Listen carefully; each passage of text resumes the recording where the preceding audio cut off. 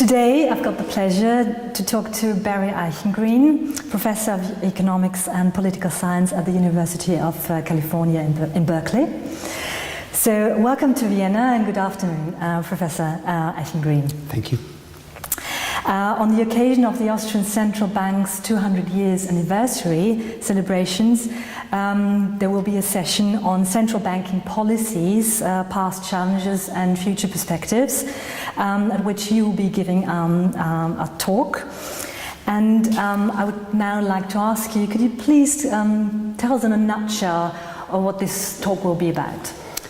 In a nutshell, I will be talking about central bank mandates, how the responsibilities of central banks have changed over time.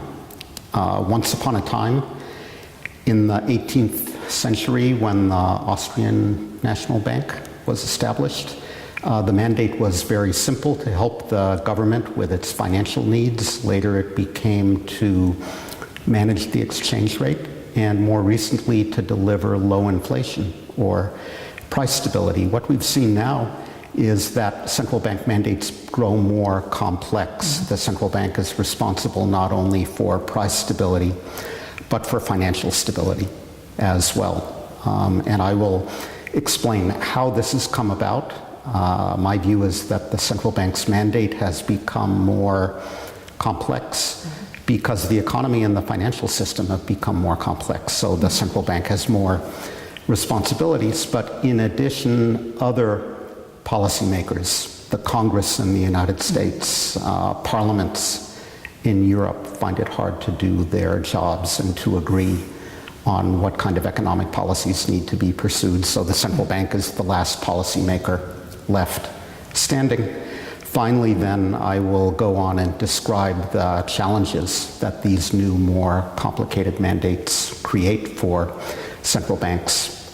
First of all, they create technical challenges. How do you organize decision-making into separate committees if you have separate responsibilities for price stability and financial stability, and how well does that work? We don't know. In addition, I think a complicated mandate makes it hard for the central bank to communicate to the public why it is doing what it's doing, and that creates problems for central bank independence and accountability. So these new, more complicated mandates are challenging, but I think they're unavoidable in the 21st century. Thank you very much, Professor Eichengreen. Thank you.